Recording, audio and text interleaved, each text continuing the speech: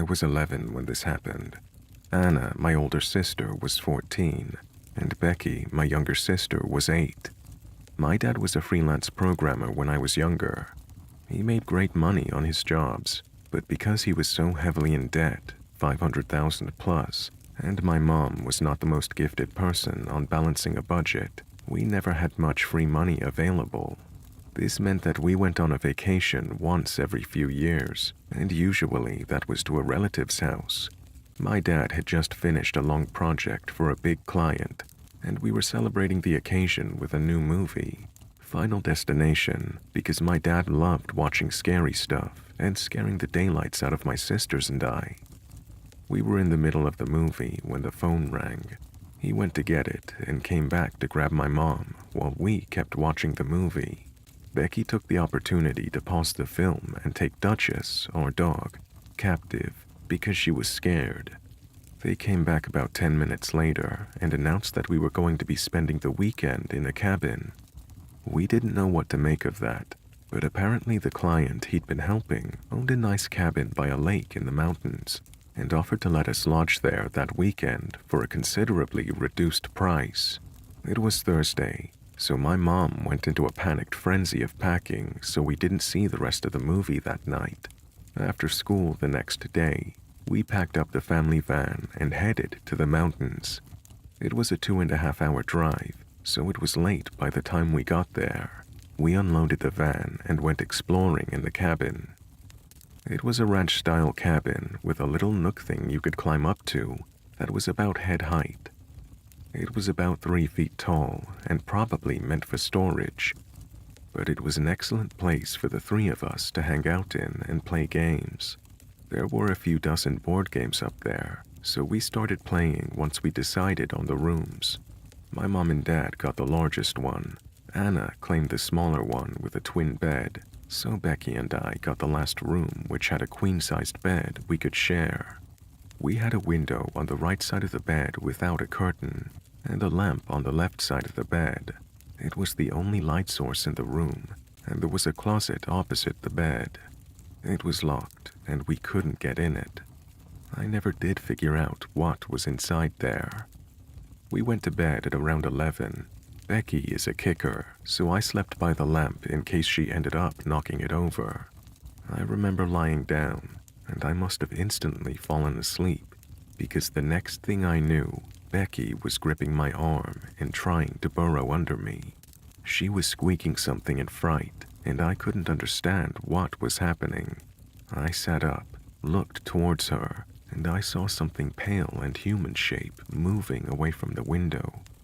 My sleepy brain took several moments to process that, and then I was shooting out of bed and dragging Becky with me. We rushed to our parents, who told us we were imagining things. My mom told us to go back to bed, and if we saw anything else, to let them know. I, much to my current annoyance, agreed with them and went back into the room with Becky. We switched positions because she refused to go back to bed by the window. I told her a story to get her to sleep and promptly conked out after her. I didn't wake up until morning. The next day, we went exploring around the lake for about an hour before my dad decided we'd spend the day in town. They had a lot of small shops, and my parents went into every one of them. We ate lunch and dinner in the town, and finally went back to the cabin. Anna made a joke about something as we neared the cabin, and I remember everybody laughing before my dad suddenly held up his hand to make everyone stop. He took another step towards the cabin and pushed the door open with a single finger. I thought it was strange that the door wasn't latched, but I didn't put the obvious together right away. "Dad," Anna said as she shuffled nearer to Belle and I, but my dad gave his head a shake to let her know she needed to be quiet. He went into the cabin and disappeared inside for a minute or two while we stood on the porch. My mom called out his name, and he called back that we could come inside. We did, and found him standing in the middle of the living room/dining room with a frown on his face. He locked the door once we were inside, and he took my mom to the bedroom for a quick chat. Anna, having caught on to what was happening, opted to distract Becky and I by suggesting another round of the board game we'd been playing the previous night. We hadn't been playing for more than 5 minutes when my mom and dad came back. My mom went about cleaning the dishes from breakfast while my dad joined our game. We played for a few hours before Dad told us we needed to go to bed. It was only 9 at that point, which made Anna mad. She was allowed to stay up until 10:30 on school nights and later on the weekend nights. Becky and I got into bed while they argued. We climbed back into the same spots we slept in, Becky by the window and I by the lamp. I read the bell for a bit before we drifted off. I woke to my dad rushing into our room. He scooped Becky out of the bed and grabbed my hand. He dragged me out of the room and into the hall, where I saw Anna getting similar treatment by my mom. I became aware of a high-pitched whine in the living room and saw our dog sitting at attention by the back door. She was bristled and seemed anxious. My dad didn't put Becky down and didn't let go of my hand. They rushed out of the house and into the van. My dad went back to get our dog, and then he burned rubber getting out of the cabin. He drove all the way back home without saying a word. It took a half hour for Duchess to calm down. He told Anna what happened the next day, but Becky and I didn't find out until years later. He'd woken up that night to what sounded like moaning outside the window in his room. He jumped up and looked to see what was going on, and he found the front door unlocked. Stuff in the kitchen had been moved, and Duchess started to growl at the back door, which was ajar. He locked it and got us out of the house. He went back the next day to get our luggage and found several pairs of footprints outside the window of the room that Belle and I slept in.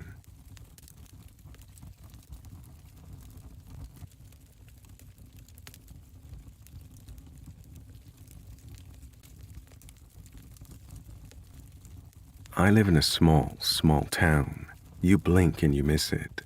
Best we can boast about is a single stop sign and a gas station, which we only have because of the nearby highway. Any actual semblance of a town is 25 minutes away. So when things get scary out here, it's amplified. The occasional homeless person is no big deal. They're often drifting through. Drug addicts run rampant and will steal everything they can from your house, but it's the normal out here. However, what happened a few years ago certainly wasn't normal. Originally, I was dead asleep in my bed. I only woke up because it was burning hot in my room, but it was summertime and not much I could do. I just remember tossing and turning until I got a creepy feeling that fell into the pit of my stomach. I glanced over to the bathroom door that was open with the light on. Everything was normal. I left the light on so I wouldn't trip and die if I had to pee in the middle of the night. Next, I glanced at the window directly across from my bed.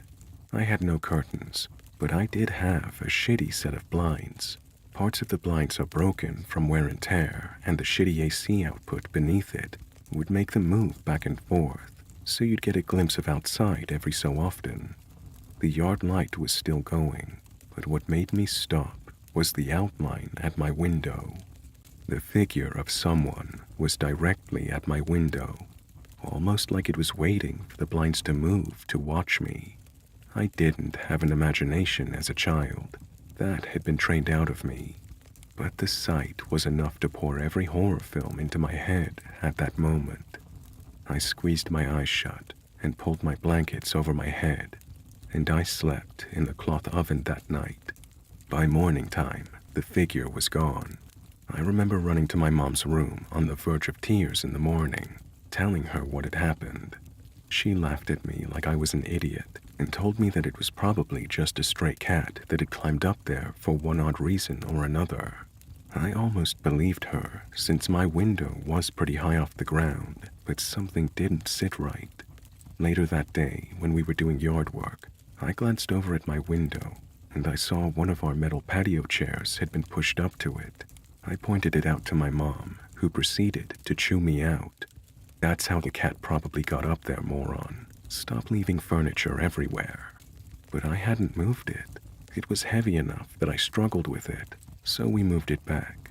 And so began a pattern. At night, I'd see the figure, complain to my mom, and we'd find a chair moved back every single morning. This went on for a few weeks.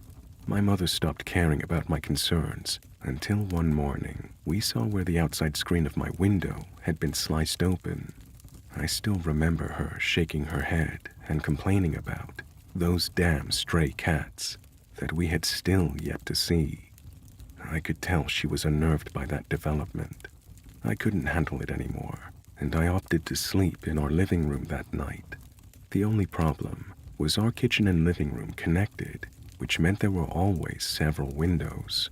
The first night of my move went well, despite my back hurting from the couch. I avoided my room like the plague. It wasn't until about 4 days later we ran into an issue. I woke up and glanced at the clock above the fireplace. It read a little past 3 a.m. I couldn't realize why I'd woken up until it happened again. There was a beam of light shining in from the kitchen window, almost like someone was shining a flashlight in. I saw it trace along the windows and land on the love seat across from the couch I was on. I was mortified. When I told my mom, she continued to laugh at me. I gave in and decided I would sleep in my dad's room, even though it had a gigantic window. He slept in the recliner with a huge TV, so I felt more safe having someone around. The yard light was directly outside the window anyways. It seemed foolproof. That was until I woke up out of habitual fear and watched through the window across from the bed. Everything seemed normal as time drug on, and I felt like a moron. Maybe my mom was right. That was until I saw a lone figure come out of the woods by the backyard shed, walk directly under the light, and head to the patio furniture like he'd been there plenty of times before. I still remember the large build the man had, and the confidence like he was the one who lived here and wasn't creeping around in my yard in the dead of night. I just remember listening to the TV until I fell asleep again, hoping to get another glimpse. My dad would have been pissed if I'd woken him up. He was grumpy on a good day and terrifying on a bad day. I didn't feel like risking it unless I had solid proof, because I was scared. The next morning, my mom chewed me out again for the patio furniture, which was routine almost a month later. But this time, something new happened. She demanded I stop playing in the toolboxes of the garage. A bunch of tools had been taken out and left on our doorstep. Screwdrivers, a large hammer, flashlights, whatever else. It wasn't me. I begged with my mom and pleaded with her, just stay up with me one night. We couldn't close our garage because it was an open carport, and I wasn't going to get my ass beaten for touching tools because of someone else. It was driving me mad. Finally, she agreed. That night, we would stay awake in the living room. I finally fell asleep before my mom did, but I remember her waking me up in a panic. She pointed to the window that overlooked into our garage. We could see the top of someone's head as they walked back and forth.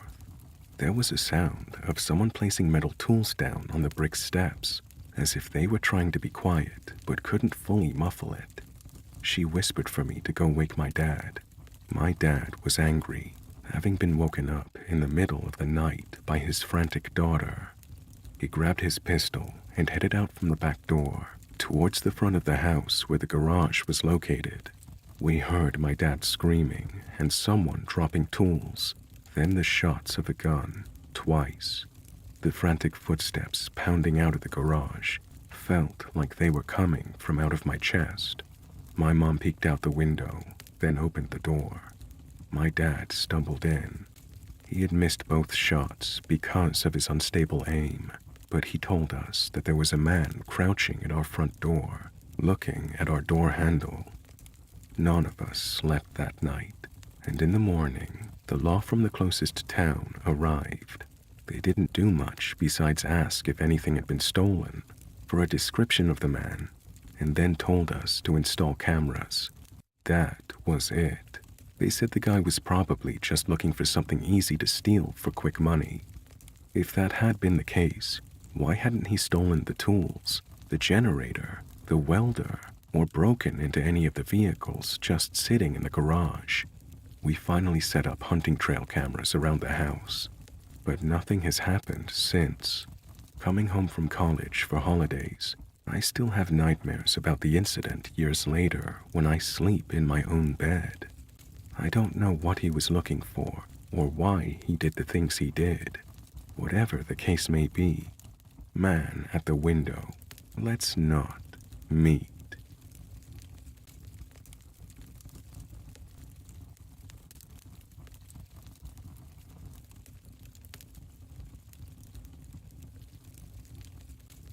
This happened to me when I was at elementary school. It would usually take me about 30 minutes to walk home from school. I lived close to the seafront, so it was always a nice walk. On the way home, there were 2 sets of traffic lights on a big 2-lane road. My school was by the seaside. I loved it. I used to walk in a group of close friends of about 3 or 4. We used to chat about the latest fads and fashions, homework, that sort of thing. It was a really fun time when I think back to it. It was summertime in my 3rd year of elementary school. As usual, I was waiting for my friends outside of school by the playground after school finished. I noticed an old man in a white car staring at me through his open window. At first, I thought he was a child because he was a very short and petite man. He was so sunken in his seat that I could barely see him, not to mention he had his cap pulled down just above his eyes. I remember that the cap had a logo on it. His skin was slightly sunburned too. He looked between 40 and 50 years old. He fully rolled his window down, leaned over the passenger seat and called out, "Hi, I'm sorry to tell you, but your dad has been involved in an accident. He's been rushed to the hospital. I'm one of your dad's friends, and I'm here to take you to see him in the hospital." Of course, when you hear something as terrible as that, it's going to shock you. But I had never met this old man before. When you're younger and an adult tells you to get in the car, you listen, right? I didn't know what to do. What was I supposed to do right now? My legs were frozen solid. At this point, one of my friends arrived. I began to tell her about what I had just heard from the old man in the car, but our conversation was interrupted. "Hurry up, your dad is waiting for you," ordered the old man in the white car. My friend and I just said nothing. "Your dad asked me to come and get you," he called. Those words upset me. I didn't know him, but I was so worried about my dad. I was only in the 3rd year of elementary school. I was so confused and very wary of the situation. Something in my gut told me that this was very dangerous. This standoff between us and the old man in the car went on for about 10 minutes until he said, "Fine, don't get in. I hope your dad forgives you." He rolled up the window and started the car and drove off. I watched the car driving away. I had conflicting feelings of guilt for not accepting the ride with him to see my father in hospital, yet I strongly felt that it wasn't safe. After a while, my friend and I decided to head home as usual. I was nervous all the way home as we walked along the seafront. I got home and spoke to my mother about what had happened. She confirmed that the creepy old man was a liar. She reported this to the school and the police. She looked at me dead in the eyes and said, "I am so glad you didn't get in that man's car." The next day at school, all the students were gathered and given a warning about that strange man and told what happened to me. The teacher explained that if you see an older man wearing a cap in a white car, and he tells you that a family member or friend has gotten into an accident and he will take you to the hospital, do not believe him and get away from him as fast as possible. I found out at a later date that a child had gone missing not too far from our school, and the child's whereabouts are unknown. It was said that the child had been tricked into getting into a stranger's car, and the police were currently conducting an investigation. I don't know how that case ended, but I do pray that the child was returned safely and the perpetrator was arrested. What would have happened to me if I had gotten into that car? I'm much older now, but I think about this often, and when I do, I always break out in goosebumps.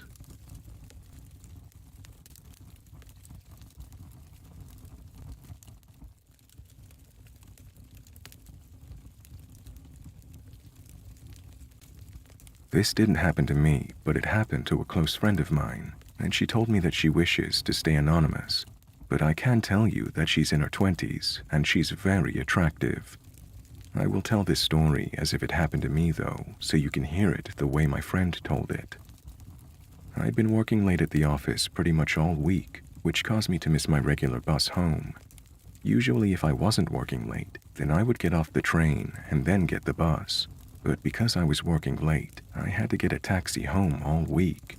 On the night that this experience took place, I got off the train and saw that there was only one other person waiting in line for a taxi at the usual spot. I was relieved because at least I wasn't going to be in for a long wait. Just as I was about to stand in line, a man came running down the station steps. He ran ahead of me and got in line. This both surprised and annoyed me. I couldn't really do anything about it. I should have rushed to get in line myself, I guess. I tried not to let it bother me. It would only be a short wait until I would be on my way home. I lined up behind the man. After waiting for about 15 minutes, a taxi turned up and picked up the first person waiting in line, a middle-aged woman. The metal shutters to the train station stairs behind me slammed closed. It was later than I thought. I wondered if the lights in the station would go out and all the staff would leave. I didn't want to be here alone. Well, I wasn't alone yet. The man who pushed in front was still waiting on his taxi. Moments later, a taxi pulled up and the man got in. Before he got in, I think we were waiting for another 20 minutes. This was a much longer wait than usual. And come to think of it, the first taxi that pulled up was black, and the second one was black. Was it just the one taxi driver working? So I made sure I took a look at the driver's face. I waited there alone. It was a little unnerving. I hoped that a taxi would turn up soon. I didn't like being on my own in a dark area so late. Then finally, after about another 20 minutes or so, a black taxi pulled up. It was the same driver I saw earlier. I got in. I was tired of standing there and glad to sit down. I told the driver where I wanted to go and asked if he could drop me off at a certain location. "Can you take me to the construction yard?" I asked. The reason I asked for the construction yard was because it was really close to my apartment, and drivers and delivery people can never seem to find where I live. The construction yard was well known, so I always asked to get dropped off there. With that, we pulled away into the night. It was a dark night. Summer had gone, and autumn was here. The taxi driver then said, "Sounds like hard work. Are you going there to work the night shift?" I was a bit too tired to enter into a conversation with the driver, so I replied something simple like, "Yeah, I guess." I'm always cautious when giving out personal information. He didn't need to know, so I kept it vague. We got closer to the construction yard, and I started to root around my bag to get the taxi fare. "Do you really work at one of those office buildings by the construction yard?" the driver asked me. What a nosy guy, I thought. "No, I don't," I replied to him a little sharply. I didn't know what he was trying to get at. Why did it matter where I worked to him? As soon as I told him I didn't actually work there, and I wasn't going on the night shift, he changed. Instead of pulling over by the construction yard, he sped up and kept going straight. "Hey, you can drop me off here, you're going past it," I said. I started to panic. I didn't know what to do. He didn't say a word. He just looked focused on the road ahead. "Driver, here is fine. Let me out," I said. I could now hear the fear in my voice. It had a shaky quality to it. "You got in my taxi on Tuesday night, didn't you?" "Yeah," "I remember you," he said while glancing at me in his rearview mirror. He was showing no signs of stopping the taxi. I was really scared now, scared of where this was all heading or where we were going. I had taken a taxi every night that week, but what did it matter? Why was this guy so invested? I sat there frozen in the back seats of the taxi. I can still remember the song that was playing on the radio and the smell of the leather seats. I couldn't understand what was happening. We drove for another couple of minutes down a dark highway. The lack of light made things 10 times worse. Up ahead, I saw the lights of a convenience store that I use regularly, and I can remember thinking vividly, will anyone find me when this taxi finally stops? I was scared of what the driver's intentions were and what he was capable of. I think at that point, I reached my limits. Silent tears began to roll down my cheeks. What next, I wondered. And then, to my absolute shock, we pulled into the convenience store's parking lot. As soon as we stopped, the driver turned around and spoke to me in a calm voice. "I'm really sorry. If you want to make a complaint about me, you can. Here's my card and all my information. You can call my bosses and tell them my name. It's all on my card." He went on to explain that he was the driver who picked me up and dropped me off on Tuesday, and because of the location I wanted to be dropped off at, he remembered me. He said he wondered why someone would want to be dropped off at a construction yard at night. Then he said, "You know that guy who was waiting in line ahead of you at the train station? Well, that guy also wanted to be dropped off by the construction yard." I remembered that guy, the one who pushed in front of me. The driver said that while he was taking him back to the construction yard, he made a couple of calls. He was saying stuff like, "I'll be there soon," and "I think it will be about another 20 minutes after I get there." I was thinking, well, so what? They have a night shift in the yard. I can sometimes hear work going on when I walk past it to get home. Why is my taxi driver not taking me where I want to go? I asked him if it could have been a coincidence and what he was trying to get at, and he replied, "That guy didn't seem to be an employee. There were no cars or trucks in the parking lot, and there were no lights on in the office or in the yard." Then I saw a minivan parked just off to the side of the entrance. It had blacked out windows. There were about 4 people in there, and when my headlights landed on the windshield, they all ducked down as if they didn't want to be seen. So for that reason, I found those people and my passenger very suspicious. So I'm really sorry if I took things into my own hands, and if you want to report me for it to my bosses, then I'm fine with that. But I could never be fine with dropping you off there with those men in that van. I stared at the driver. It looked like he had tears in the corner of his eyes waiting to come out. I wondered if there was a reason why he understood the red flags. He was a young guy, and he was taking a big risk by doing what he did. It almost made sense, but I guessed that it still could have been a coincidence. Then I remembered something that made me shiver. While I was waiting in line, my mom called. She didn't like it when I worked so late, and she wanted to check in with me. I remember the words I said on the phone. "Yeah, I'm about to get the taxi now. I'll get it to the construction yard." That man was in front of me at that point in the line. It began to make sense. Maybe the driver was right. It did seem like the guy in front of me was planning something. I haven't thought about it for years, and I'm so grateful to the taxi driver. Of course I didn't report him, by the way. He might have just saved me that night from those men and that blacked-out minivan. I don't want to even think of what their intentions might have been.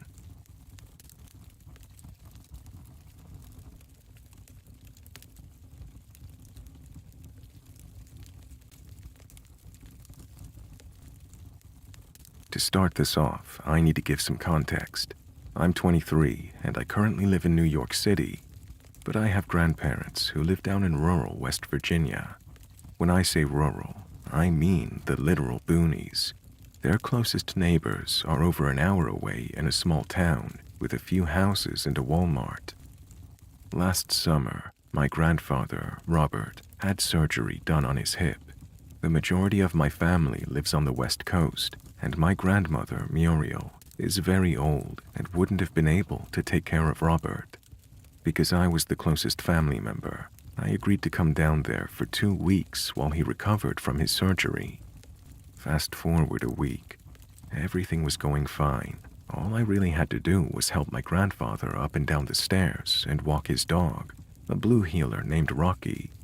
Normally, my grandfather would walk Rocky once in the morning and once at night through the woods behind their property, but because of his surgery, that responsibility fell onto me. This was the part that I hated about helping him, because ever since I was a kid, I never liked those woods behind the property. Whenever I'd go down there as a kid, my cousins and I would always get creeped out going into that forest. It always just felt off for some reason. Anyways, for the first week, walking Rocky in the forest at night was fine, even if a bit creepy. That was until one night, a week into my stay, I was walking him through the forest. It was around 8:30, and the sun was setting over the Appalachian Mountains. Everything was going normal, until I heard a strange whistle that sounded like it was only around 20 yards away. Both the dog and I stopped dead in our tracks, and we looked towards the direction the whistling came from. I shined my flashlight in the direction, but I didn't see anything, so I just assumed it was a bird. Looking back, it definitely wasn't a bird. There's no nocturnal birds that chirp and whistle out there, and it sounded more musical than anything a bird could whistle. But the dog was spooked. He wouldn't stop growling and staring at whatever was back there, and he kept trying to back up until whatever or whoever this thing was whistled again, to which the dog started barking and going crazy. At this point, I decided that I definitely didn't want to stay there, so I yanked on the dog's leash, and we both bolted out of the woods and straight back home. When we got back, I told my grandparents what happened. They both seemed spooked, and my grandmother immediately asked if I whistled back. I told her that I didn't, and she seemed relieved, but she told me that I didn't hear anything and to just ignore it. I asked why, and she wouldn't tell me, and would instead just tell me that I didn't hear anything. I decided not to press on it any further and went to bed, terrified and wondering what she seemed so freaked out about.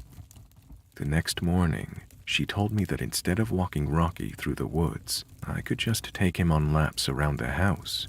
So that's what I started doing.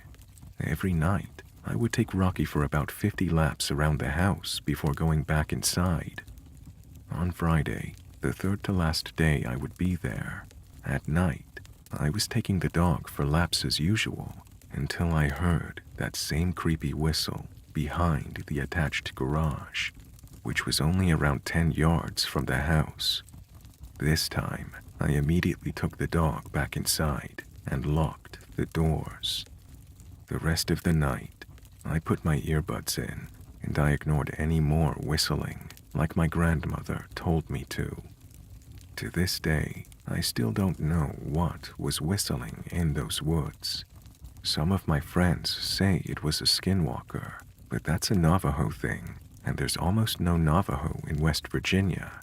My girlfriend, who stayed back in New York, asked her Muslim parents who are from Yemen, and they said whistling at night is a sign that a jinn is nearby. I don't know what it was, but whatever it was, had my grandparents legitimately scared. I've heard of weird shit happening in Appalachia, but this is the first time that I've ever had a first-hand experience with it. Does anyone have any idea what this could have been?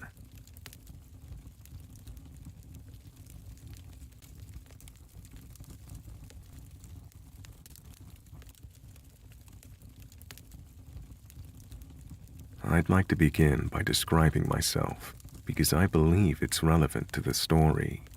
I have to assume that I'm not the average author here. I'm 25, male, and a bit above average height. I've been doing sports 5 to 6 times a week since I've graduated high school. Gym, running, CrossFit, squash, swimming, and any team sport my friends decide to play at any given time. My favorite hobbies are mountaineering, hiking, and bouldering. I've just recently purchased a new pair of high-altitude mountaineering boots because it's near the end of the summer season and they were on sale. The plan is to wear them in the Alps next summer on a few ascents. I live in a European capital, one that's surrounded by wonderful nature with many trails and opportunities for hiking. I decided to break in my summer boots last Saturday, more specifically because it would have been my grandfather's birthday, and he also loved to hike before he died. These boots are overkill for these woods, but I needed to try them. I selected a nice route that's around 25 kilometers and set off at about 9 in the morning. It rained just the day before, so I expected a fair amount of mud and not so many people, as they are easily scared off by the weather. Since the summer was excruciatingly hot, it was a nice change of temperature, especially between trees and such, where it's a few degrees cooler than in the city. In the not-so-distant past, my dog would have definitely joined me on this hike, but she's turning 14 this year, and she doesn't enjoy long-distance walks anymore.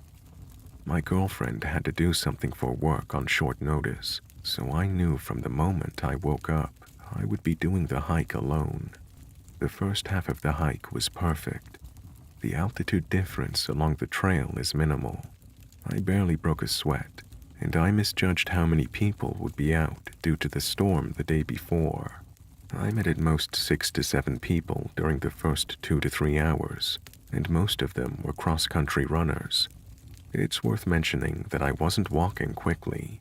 I stopped on many occasions to take pictures or study some animals' tracks. There are deer and wild boars in these woods. Nothing more menacing, not animals anyway. But I won't get ahead of myself.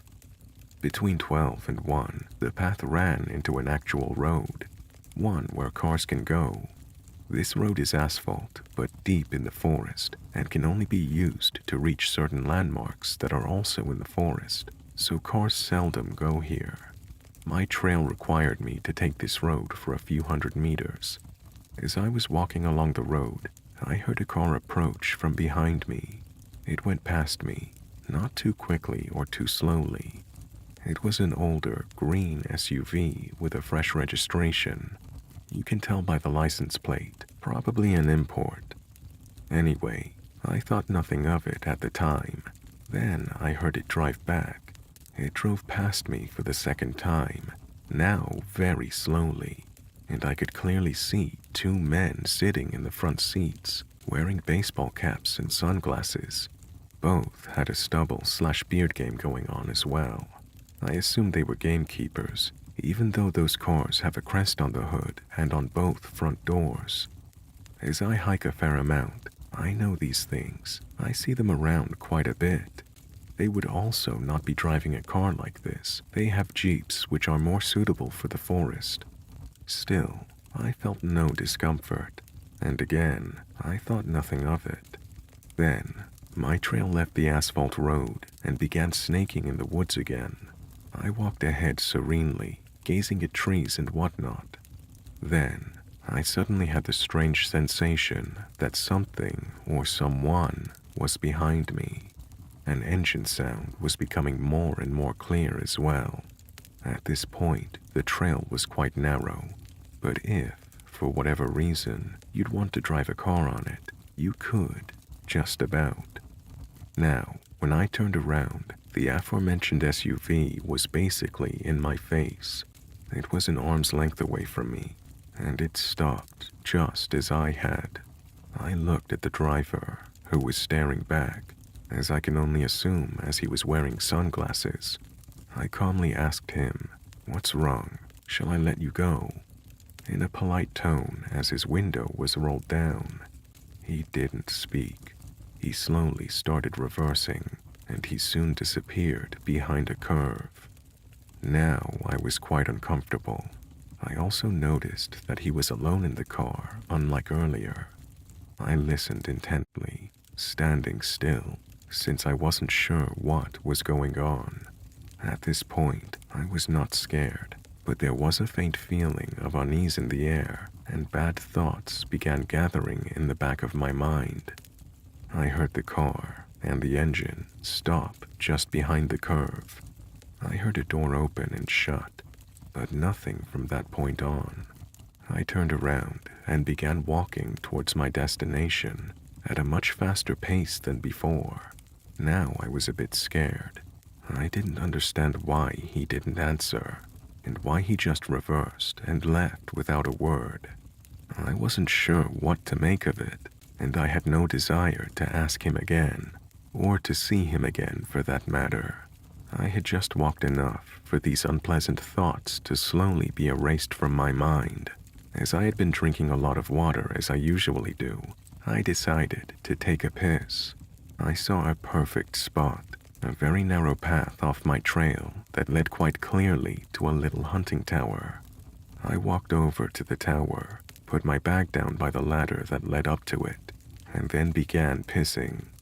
I was also interested in checking Google Maps to see where I was, but since there was no signal, I decided to check my map. I also had a sip of water. I'd been standing there for a good few minutes before I headed back to the trail from where I deviated to take a leak. Right before I arrived back to the main trail, I thought to myself how extremely quiet it was. No wind, no noise of any kind. Absolutely nothing. This made me realize just a moment later how alone I was, except for the man who was standing maybe 50 meters away from me on the trail, in the direction where I was headed. I only saw this as soon as I stepped back on that trail, since the small one to the tower was well hidden by trees, and you couldn't see the main trail as it was running perpendicularly to the small one. I looked at him, and I was instantly chilled to the bone. He was dressed in tactical clothing with a baseball hat on his head. The only reason he was standing still, I believe, was a moment of surprise that I had appeared from a place where he didn't expect me to appear from. At this point, I was fully and utterly alarmed. He was holding a rifle that had a scope on it. Had this happened without the incident with the SUV, I would have probably walked along the trail, thinking he's a hunter. However, in light of the strange encounter with the SUV, from which the second man was missing, something in me snapped instantly. In hindsight, it's also illegal to hunt in these woods this time of year. I figured, in the matter of 2 seconds, that I was going to sprint through the woods until exhaustion, towards and past the tower, as it seemed natural to do at the time.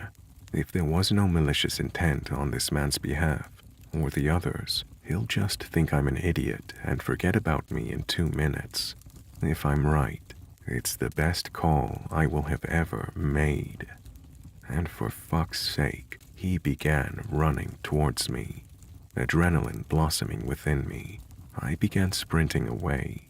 I sprinted past the tower and deep into the bushes, not sparing my legs as I was wearing shorts and a thermal jumper. I crashed through branches, small trees, and slipped on several occasions. I really did sprint until I was exhausted. It must have been several kilometers. I even crossed some smaller trails, but didn't even bother to look either way. My pulse was 1,000,000,000 the whole time. I began checking my phone for signal, but nothing. I was already really angry at myself for not memorizing the license plate. After a while, I began power walking, but still off trail, straight ahead, in a direction that I knew would sooner or later lead me out of the woods. When my phone got signal, I told the story to several people frantically, but no one took me seriously. They said I was overreacting and whatnot, saying, "You must have misunderstood the situation." Well, I'll let you decide if I did or not. Finally, I reached a trail that led directly to a cute little town that borders this rather large forest. It felt like eternity, but I walked the last kilometer to the main square, took off my jumper and put it in my bag. At least I looked a little different, from far away. I waited for a bus that took me back to a station near my car, rather anxiously, I must admit. After the bus ride, during which I studied each car on the road, I walked back to my car, got in, and drove home. My dog welcomed me like I was coming back from a 2-year deployment. Dogs are just amazing. She must have felt that something shook me up. I spent the afternoon contemplating my life in the bathtub. The boots destroyed my feet, but they aren't meant to be sprinted in for large periods of time. I called the forest gamekeeper's office. I inquired about whether they have such cars in service as the one I came across. They do not. Their gamekeepers also don't typically work in pairs. Like 99.9% of the time, they are alone. I told them my story, and they took me a lot more seriously than my friends, but they assured me that the police wouldn't. No one could have been legally hunting in the area during summer either. I've been keeping up with local news, but nothing extraordinary has been reported yet. I really hope nothing will be reported either. So, gentlemen in the empty forest at lunchtime, let's not meet again.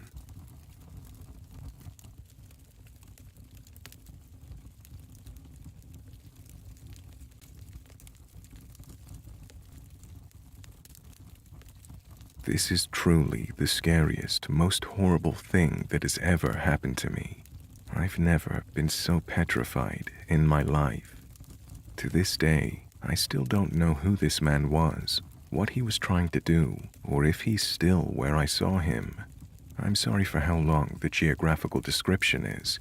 I just want everyone to understand how secluded I was when this happened, and how badly it could have ended if it wasn't for my parents.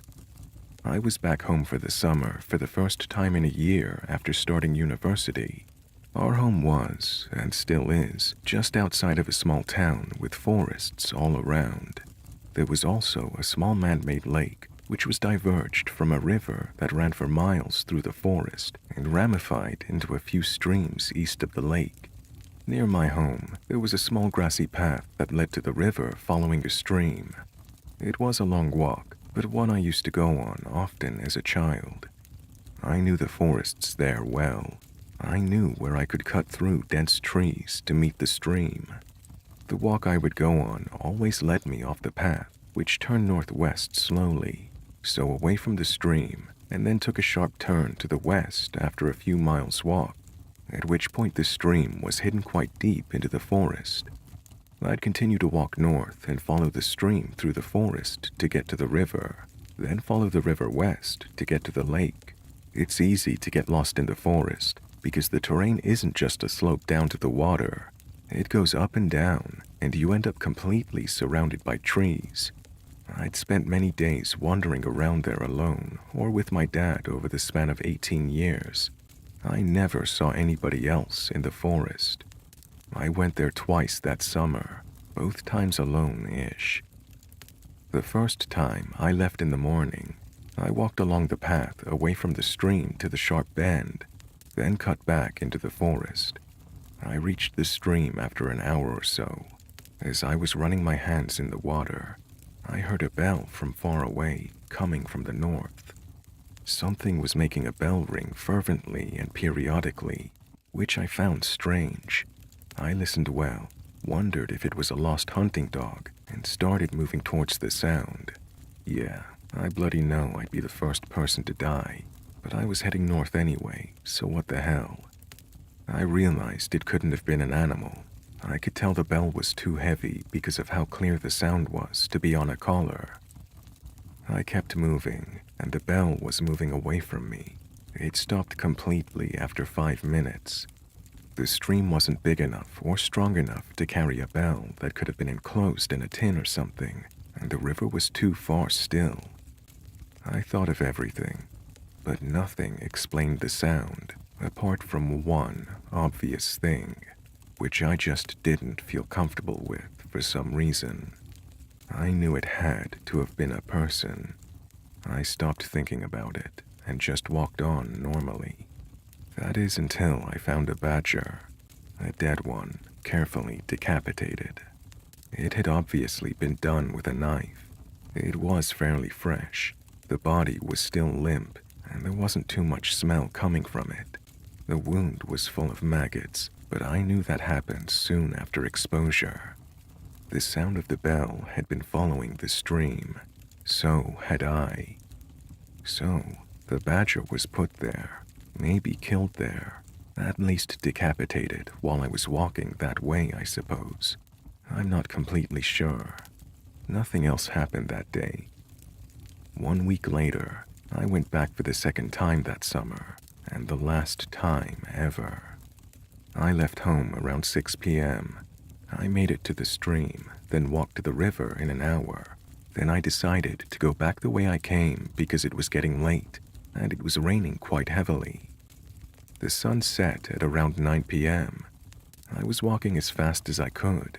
The sound of the rain in the trees was surreal and loud. I was somewhat trotting with my head down for a while through the clearest and most open part of the forest when I bumped into something heavy. The smell was sickly. It was the decomposing body of the badger, with his head strung to his front paws. That area looked a bit like ham because of the way it was tied, just swinging from a tree, like an almost literal load of bollocks. It was this putrid bag of stench, wet and dripping green liquid. I started gagging. I had some sort of mucus-textured fluid in my hair. It was repulsive. At first, I just stared at it, slightly gobsmacked. Then I started fidgeting violently because I felt like I was drenched in its juices. I was soaking from the rain. My senses became confused. It felt like a bucket of ice-cold water had been thrown over me when I realized that I walked the same way to get to the river. So someone had strung up the body after I'd passed it on the way there. Someone knew I'd seen it. So, was someone watching me and running around the forest? Were the faint sounds of branches breaking around me not animals? I looked around and started jogging.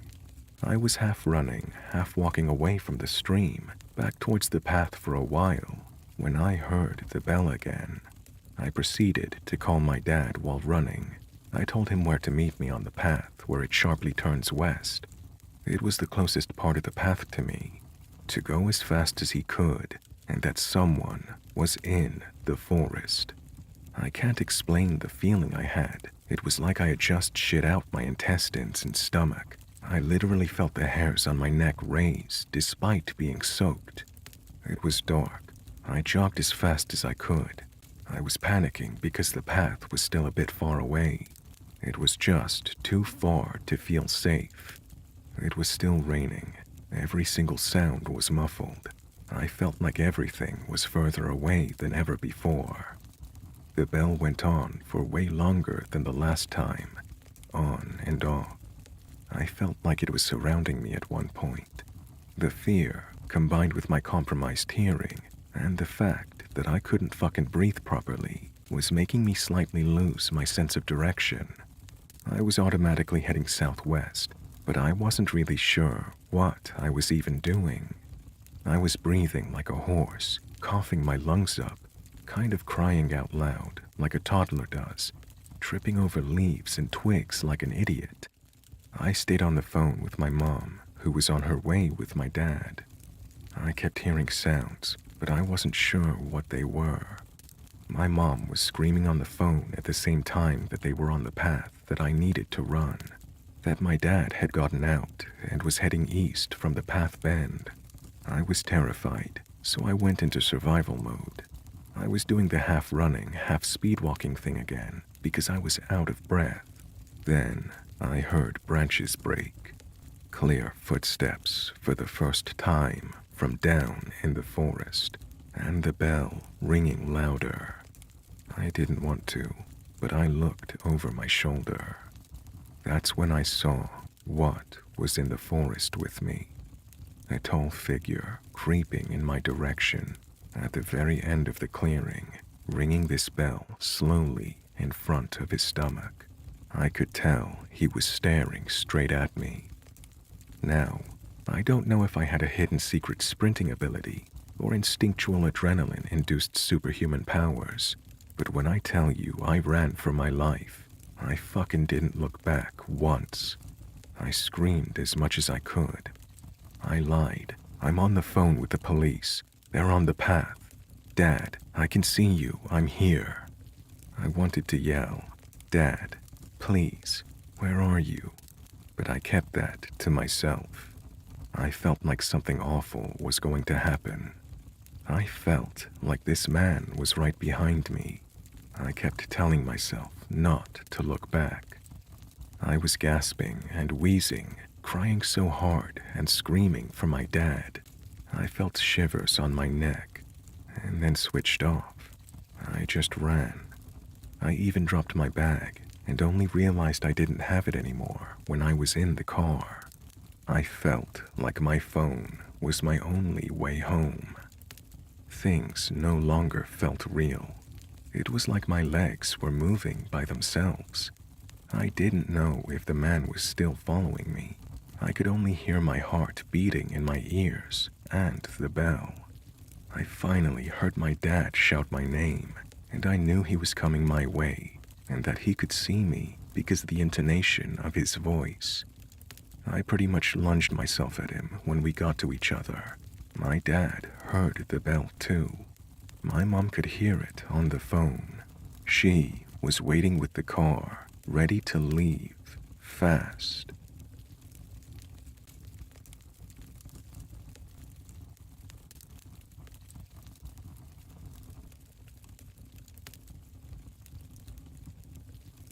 Hey all, so I just got back from a trip to New York City.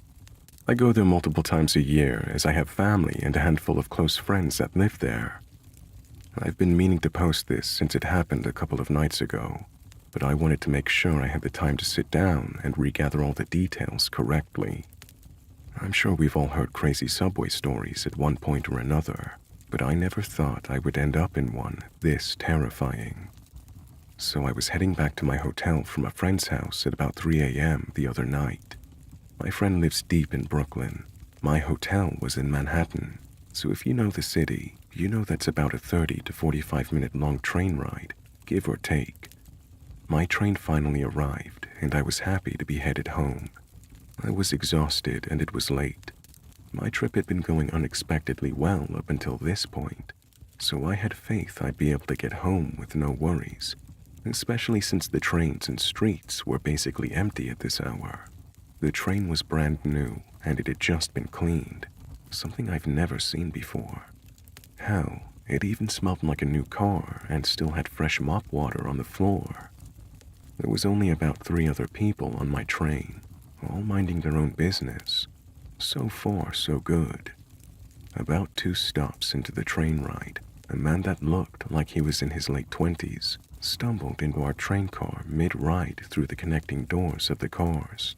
He had on a Nike ski mask, which usually isn't a good sign on a nice 70-degree night in general context, but I'm not one to judge by appearances. Plus, I know the shiesty mask is sort of a trend nowadays, so I didn't think too much of it at first. He sort of hobbled in and he was clutching his stomach, almost as if he was concealing something or hiding a wound. His eyes were bloodshot red, and at first, I thought it was because he was high or something. He immediately hobbled into the nearest corner and sort of sulked into the corner, facing it, until the next stop. He then ran out the closest door and erupted into the most painful crying I've ever heard.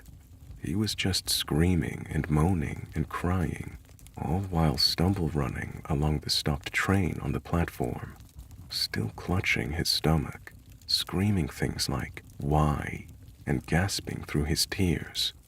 Keep in mind, I'm sitting in the middle of the train facing away from the side he got off, so I'm kind of breaking my neck as he's running behind me so I can watch what's going on. He then ran back inside the same car, through the door on the opposite side of the car now. He was on my right before, and now he's on my left. There's no one in between me and him now, since everyone was closer to the right side. He did the skulking while facing into the corner on the other side of the car now. But this time, he kept scream-crying and yelling things like, "Why again?" But he was crying so hysterically that it was hard to make out a lot of what he was saying. From the certain words I gathered, though, I'm almost positive that a very close friend of his had just gotten killed or something. It's the only thing that would explain the way he was acting and the things he was saying. Plus, he was suited up like he'd just come back from a street mission gone bad or something. At this point, everyone on the train was frantically flicking their eyes over to him every few seconds. You could tell they were panicked, but not trying to cause a scene about it or rile him up. I was getting a little stressed out myself, but I'd seen and heard about worse on the subway, and if someone he knew had really just died, then I felt horrible for the guy before anything else. But then the entire situation escalated to a point that I'd only seen in movies or crime shows until now. The man stayed in the corner, crying, screaming, and muttering things to himself for another 3 minutes or so, all while still clutching his stomach as if he was concealing something. I'd definitely seen a black object in his hands by this point, but I couldn't tell if it was big enough to be a gun or not. After I saw this, I tried not to take my eyes off of him for too long at a time, since I was the closest person to him, but I also didn't want to stare. By this point, he was starting to say concerning things like, "Someone's gotta pay for this," and then he would just repeat it louder and louder. And then, he burst into a dialogue that made my heart fucking drop. Keep in mind, he's still facing the corner, hunched over clutching his item. "All you motherfuckers sitting on this train right now, you're all gonna feel me tonight. You hear me? You're all gonna feel me tonight. And you're all gonna fucking hate it, too.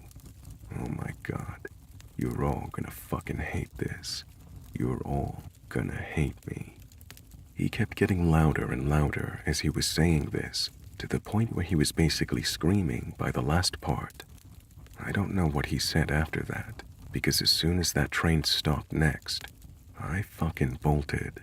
He was screaming shit at me as I got off, but I couldn't hear it, and I definitely wasn't going to turn back. I ran back up to the nearest street exit, chain-smoked a couple of cigarettes, and waited 20 minutes for the next train to come. I've seen enough in my life to know that this wasn't a situation that I was willing to gamble with at all. I pray the last 3 people on that train got home safe and nothing happened. I briefly searched Twitter and the news the next day for any possible information I could find, and I couldn't find anything, but who even knows what's worth a headline anymore?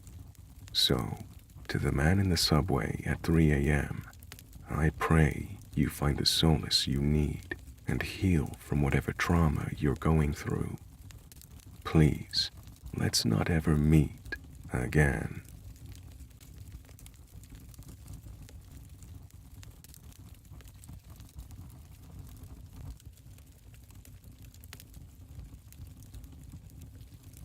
This was about 10 years ago, but I remember it clearly. At the time, I was working swing shift, so I would get off of work downtown at 12 a.m. and had to wait 30 minutes for a bus, which took an additional 30 minutes to get to the stop closest to my house, which was a little under a mile away. I rode this bus every night, and it was usually fairly empty aside from myself and a few other people getting off retail jobs who I'd see pretty often. This happened during the holidays, so stores were open really late and the closing employees rode my bus. But I was at the last stop on the line, and I was usually the last person on the bus. This night, the same people as always got on the bus and got off at their regular stops. The second to last stop, I noticed that another guy was still on the bus. Another guy I'd never seen before, and I saw that he was watching me. I was 18 years old at the time, dressed in sort of clunky clothes, I worked at a homeless shelter, so I never dressed up nice or anything, but still occasionally drew the attention of creeps on the bus because I was a girl alone late at night. Whatever, I thought to myself. I'd usually just tell creepy guys to fuck off, and at the very worst, they'd be like, "You're a bitch," and that was the end of that. By 18, I dealt with it plenty of times, so I wasn't particularly upset by this. But this creepy guy was sort of different. He was an overweight Middle Eastern guy dressed in a knit sweater, slacks, and wire-frame glasses. He didn't say a word the entire time we were on the bus. He just stared, never breaking his gaze, just transfixed on me. Finally, we got to my stop, the last stop, and he was still sitting in the back of the bus, watching me as I got off. I thanked the bus driver, got off, and realized that the guy was still on the bus. I started walking up the hill to my house like I always do, and I noticed that the bus was still sitting at the stop instead of pulling out and putting on its "to terminal" sign like it normally did. Weird, sure, but I kept walking. I'd made it about 500 feet. I heard the bus pull out and drive off, and then I heard someone running up behind me. Without even looking back, I knew it was the guy from the bus. He was 50 feet behind me at this point. I could hear him having to catch his breath, and he yelled out, "Princess, please wait." And of course, I didn't wait. I just kept going. But he didn't stop. He kept yelling, "Please, please, princess, I want to make love to you. I have money, please, I will pay you." I didn't stop walking. I didn't want to make eye contact or acknowledge him, but I'm also walking down a dark street with no cars and no people, and he is hot on my trail but can't keep up with me and seems pretty winded. By the time I made it down the block, he was yelling at the top of his lungs, "Princess, princess, please let me make love to you. I will pay you. Just stop. Princess, please, please," and started sobbing. I mean absolutely wailing, all while yelling that he wanted to make love to me and would pay me for it, and calling me princess. He wouldn't stop sobbing, and he was so loud, I'm surprised he didn't wake anyone in the neighborhood up. At this point, he's still 50 feet behind me and crying. I was 5 blocks from my house, and I didn't want to let the guy know where I lived, so I decided to call 911. He kept loudly crying and sobbing and pleading to me. I let the dispatcher know that some guy was following me and propositioning me and crying, and she could hear him sobbing in the background, and said a deputy would be there soon. I yelled at the guy, "I just called the cops, so leave me the fuck alone." And he just stopped, standing there, still sobbing. I keep walking, but slowly since I'm so close to my house. A couple minutes pass, and there's lights. A sheriff was coming down the street, and when I turned around, the crying guy was nowhere to be found. The officer asked if I wanted him to go look for him, or if I just wanted a ride home. I didn't ever want to deal with that guy again, so I accepted the ride and asked him to just check out the area around my house after he dropped me off, since it's pretty unusual to see an overweight guy in a sweater and slacks wandering around crying at 1:30 a.m. on a weeknight in a residential area. I have no idea if they found him. No idea what would happen if they did find him, since I'm not sure if anything he did was actually illegal or just creepy as hell. Needless to say, I deadbolted my house and stayed up all night talking to a friend in a different time zone until it was morning. So, guy from the bus, let's not meet again.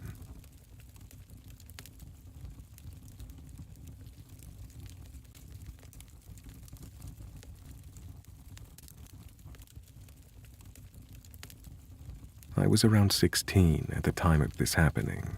Firstly, I'd like to explain what type of person I am, just so my actions make a bit of sense. I'm an average-looking girl, a bit overweight, which for my country makes me really undesirable. For this reason, I'm not used to men hitting on me or even considered it a possible occurrence back then. You can say that I'm usually the man in our group.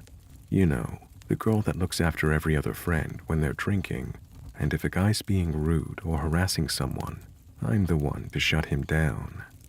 I don't know why I took on this role, probably because my friends are way too naive and nice. Well, I'm like that to strangers when I'm alone. I always try to be helpful to people if they look confused or ask me for directions or anything else. On this particular night, I was going home from school. My high school is in the city center, and I take the bus home. Since the buses get overcrowded during peak hours, and I really hate being between crowds of people, I normally wait around 30 minutes to an hour to catch the bus. This night, I walked to another bus stop, around 5 stops before the one to my school, so I can kill time and take an empty bus. It was dark, and I was the only one at that bus stop. I usually don't have a problem with going out alone late at night, as I don't have the men, bad, assault mentality drilled into me. So I'm just minding my own business when this 45 to 50-year-old man comes up to me. He has a very friendly face and a smile, so I don't think anything of it. He asks me something, and then I realize he's Turkish. I tell him I don't understand, so he uses basic Bulgarian words he knows, and I somehow understand that he's just asking for directions. Of course, I try my best to explain, and after I feel like he understood, I expect him to just stop talking to me. No, he sat disturbingly close to me and started to talk to me, but again in Turkish. I try to be polite and politely ignore him as best as I can, while nodding my head with a smile, looking at the timetable. For some reason, this guy starts asking me for my phone number. At this moment, I realize that this was definitely not a lost foreigner. I try to shut him down, saying I don't have a phone. Don't ask why I thought that was going to work. I finally give in and give him a random number. He says something else to me, again in Turkish, and then the worst happens. All this time, I'm looking at the 1 minute the bus will be coming in. I'm praying for him to please not try to call the number. Well, he does, and he shows me and asks me why my phone isn't ringing. My stomach flips. I try to think of something fast. Then I remembered that I have my old Motorola in my bag. I usually brought it to school to give to teachers who collected phones during class. I also liked playing games on it, in 2014 that is. Fortunately, the battery was dead, so I just pretended that this is the reason the call isn't going through. I see the guy try to argue, but at this moment, the bus comes and I get on. I sit on the seat behind the driver as always. After 10 minutes, I get this weird feeling. I don't know what it was, but I felt watched. So I look around, but since I'm in the front seat, I can't exactly see everything. Luckily, our buses have this gigantic mirror on the inside that shows everybody on the bus. I look into that mirror, and I can clearly see him. He's sitting on the last seat, his leg clearly visible. I start to panic. I'm not sure he's following me, but I'm also a very cautious person, so I can't really ignore this. I start checking for him at every stop, and he's still there. I get paranoid and say fuck it, and I get off the bus. The stop was at our local mall, and luckily it was open until 10 p.m. I decide to go in, and if he follows, then I'll try to sneak out. He follows all right. You have to understand that in my town, almost nobody goes out after 9 p.m., so the mall is close to empty. I look around, thinking of ways to disappear, but there's just no way. The mall is an open space. There are 3 floors, all almost empty. I'd be easily spotted anywhere I go. Now, you'll probably say, you should have asked the security for help. No, In Bulgaria, we don't do that. That literally never even went through my mind. The security is just some grandpa that walks around all day. They don't actually do work or anything. If it were today, I might not be as stupid, but back then, this wasn't even an option in my head. And besides, security wasn't even around. So, I do the most logical thing I can do, and I decide to utilize the knowledge I had acquired in the previous week. You see, the mall had a cool corridor system behind the stores. It was completely unmarked by any signs, and if you didn't know where you were going, you'd probably get lost, because it's just endless white corridors that lead to empty rooms for storage or some other stuff. Well, me, being an avid anime fan, loved going around these corridors and pretending I'm a ninja from Naruto on a mission. So, I can proudly say that I learned the right path to the back stairway of the mall. Because I was smart and obsessed with the idea of being a spy, I decided to lure this creepy guy into the corridors and then just exit from the back end of the mall. I first entered H&M and pretended to look around, just to see if he was really stalking me. He didn't even try to hide it. He stood outside the store, just staring in. I got really scared for a moment, but then I remembered I'm like the best 007 agent out there. So I just continued walking around the mall. I finally entered the corridors, and at this point, I booked it to the staircase. I ran out, and then didn't stop running for 2 bus stops. I tried looking back, but there was no one. So I proudly decided that I was a hero and went home. Today, being a 21-year-old grown-up, I just think about how stupid that is, and how I'd probably be 10 times as scared today than I was back then. Well, I hope it never comes to that. I have a lot of creepy things that have happened to me. I might get around to writing the rest.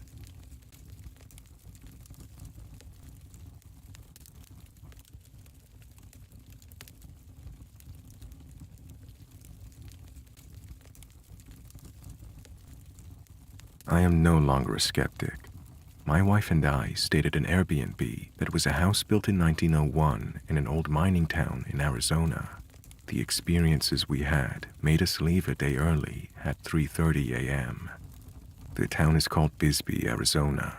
It's a small town tucked into the mountains near the Mexican border, less than 20 miles away from the famed town of Tombstone.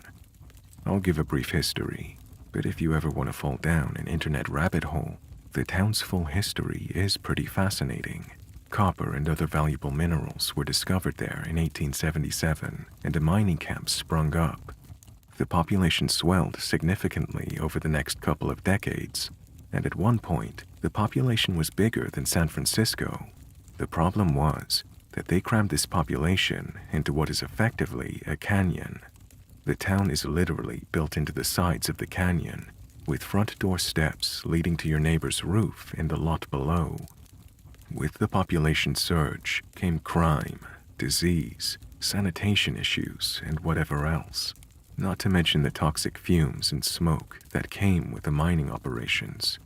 People were making money hand over fist while living in absolute squalor and misery for quite some time. They mined there continuously until 1974, and dug one of the largest open pit mines in America. When the copper ran out, the mining company up and left and basically sold the whole town back to the townspeople, and they turned it into a fun, artsy, hippie party town. Some world-renowned artists lived there, including comedian Doug Stanhope. This year was the 3rd year in a row my wife and I had gone down there for the 4th of July. The trip had become sort of a tradition. This year we stayed at an AirBNB that was a house built in 1901. It was actually one of the first houses built on the main street through town. I'd like to preface that overall, I've always been a skeptic when it comes to the paranormal. I've always found it entertaining, but felt that ultimately it was probably bullshit. My wife also felt the same way. It would take a very concrete experience for me to fully believe. Well, Let me tell you about my experiences over the past couple of days and nights that changed my outlook quite a bit. So, the first evening we were there, we were just kind of milling about, deciding what we were going to do for the evening. I was in the kitchen, and I distinctly heard footsteps on the hardwood floors. I absolutely thought my wife was walking up behind me, and even felt the presence of someone there. I turned around, and there was no one there. She was laying in bed on her phone.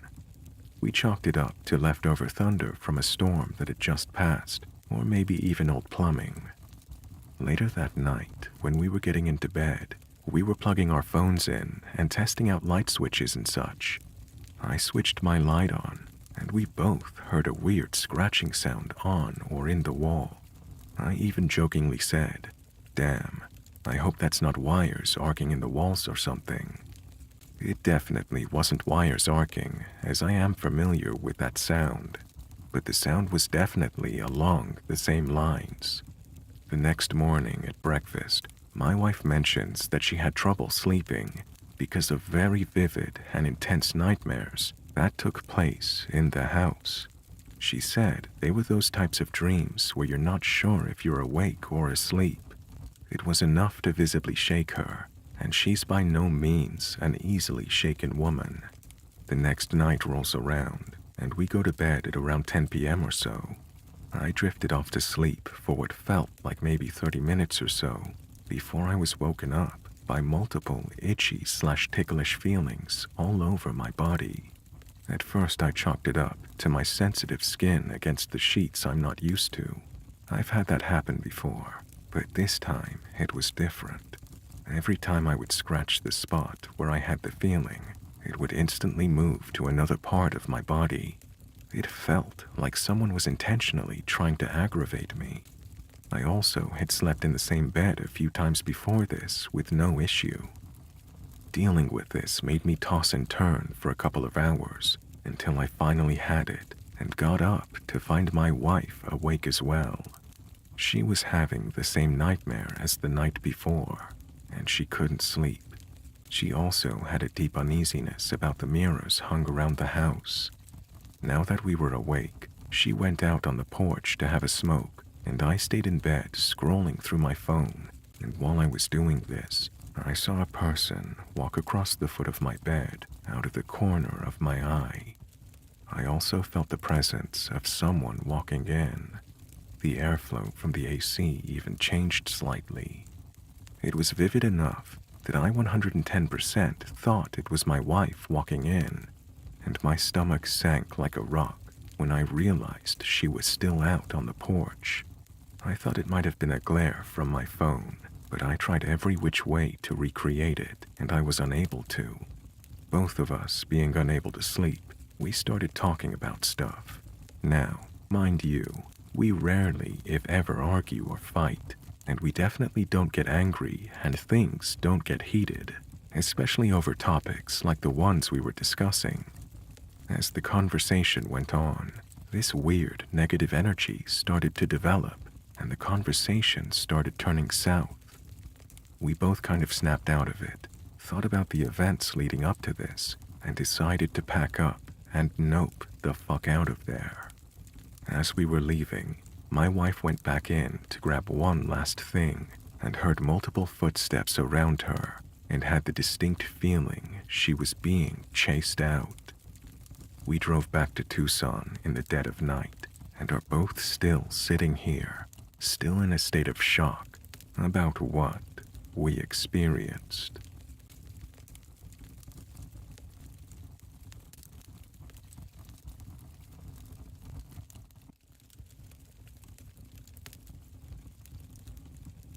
This is a story that's really been bothering me lately for absolutely no reason whatsoever.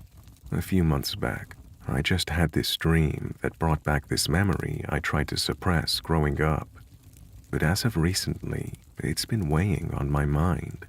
Growing up in 2005 on the edge of the suburbs, there was a large grove of trees and hills by some railroad tracks that lead to a big forest about half a mile from my house. When I was 9 years old, My neighborhood friend and I would ride our bikes to the railroad tracks and walk to the forest to go explore the random pieces of furniture and junk in this peculiar forest. We'd play card games, do homework, and hang with friends out there for about an hour or two, but we never sat out there too long. There were small abandoned houses here and there in this forest that we stayed away from, as one neighborhood friend, Michael, told me there was a homeless man who lived in one of them, and if you saw him, run. So, right off the bat, after hearing this, going near this house in the woods was scary as could be. One chilly November afternoon, after school, I came home and dropped off my backpack at my house and immediately went to the woods. My bike was broken, so I walked. Michael had told me at school that day to meet him in this open area of the forest to play Pokemon with him. This was something we'd frequently do growing up, just to pass the time until our parents got home at 4 p.m., so it was nothing unusual. As I crossed the railroad tracks into the forest, I instantly felt a weird sensation, that feeling you feel when someone is watching you. I looked all around and couldn't see anyone, so I thought I was just getting spooked, as the rather overcast day was very eerie anyway. Trekking through the autumn leaves scattered across this large wooded area, I came upon the big open area where I was supposed to meet Michael. Near the area where we normally met was his notebook, open. On the page was written, "Hey, I had to go back home and grab some batteries for my Game Boy. Wait for me here, I'll be back soon. Michael." I waited. Being alone, especially feeling like someone was watching me, made this particular moment very uncomfortable. However, I convinced myself I was just being a wuss and decided to wait for Michael. I sat down and began playing my Game Boy. It wasn't too long until that sensation of being watched grew into utter paranoia. I kept frantically looking up from my Game Boy and checking my watch to see how long I'd been waiting. I'd been sitting there for 30 minutes. It was beginning to get dark. Then, I heard some leaves crunch. I looked in the direction of the sound and briefly saw a dark hooded figure peeking from behind a few trees, then hide back behind them. My skin crawled, and I immediately jumped up from where I was sitting, and I froze in my tracks, staring. I screamed, "Hello," to see if anyone was there. I was quickly reminded I wasn't alone when I saw this tall, dirty-looking hooded man peek back around from the trees. He called back, "Hey, buddy." I picked up Michael's notebook and ran for my life. I ran so fast I barely had time to look behind me. However, I heard leaves crunching not too far behind me. It was the man running after me. He was screaming for me to come back, and "I just wanted to talk to you. I'm sorry." I began crying as I was running, thinking this was exactly how those missing kids disappear. I ran and ran and ran until I literally tripped over the railroad tracks and cut up my knees. Michael was just getting to the railroad tracks. He saw me, dirty and bloody and crying hysterically, and I screamed at him to run. Without question, we ran all the way home. The hooded man was nowhere to be seen once we left the railroad tracks. I last saw him standing in the woods, defeated that he couldn't catch me or something. I don't know.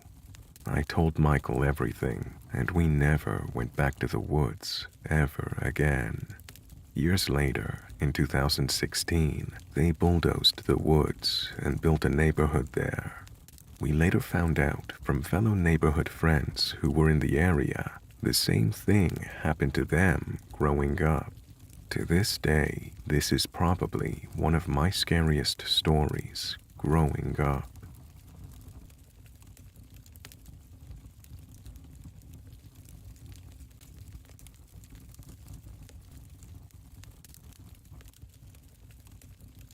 This was a situation a couple weeks back that left a bad taste in my mouth per se.